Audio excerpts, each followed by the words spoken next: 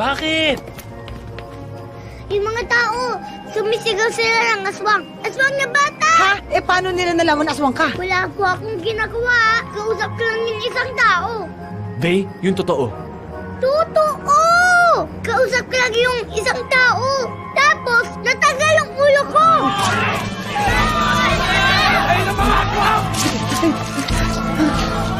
Ayan na sila! Umalis na tayo ngayon! Dali! Iwanan nila yung mga yan! What? Again? Yes! Tara na! Dali!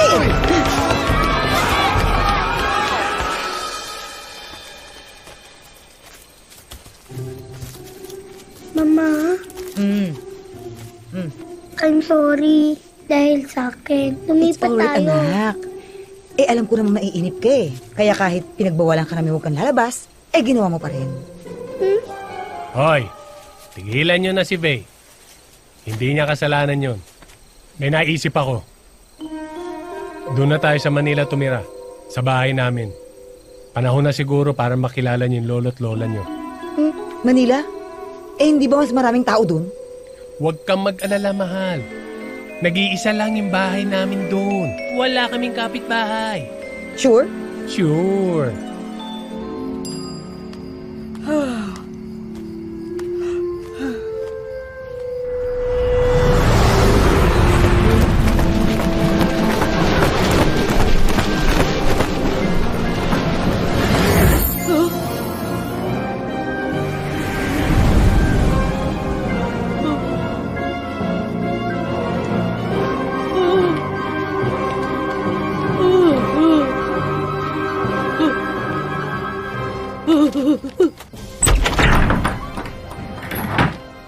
Akala ko ba nasa isolated place ang bahay ninyo?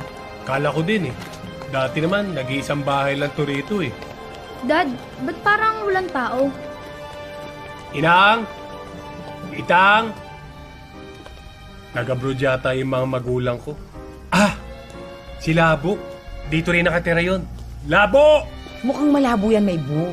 Tignan mo, may mga balot ng mga muebles. Wala lang tao dito. Eh di okay. Solong-solo natin ang lugar. Ano ginagawa niyo dito? Sino kayo? Bakit kayo pumasok dito? Trespassing kayo! This is a private property! Labo! Labo! Busbo! Labo! Labo! Busbo, Ako mabuti to. naman bumalik kayo. Dad, yan yun, namang lupa. No, bunso. Kaibigan siya ng daddy mo. Kaibigan niyang duwende. Mahal. Siya nga pala. Siya si Labo, assistant ko. Caretaker.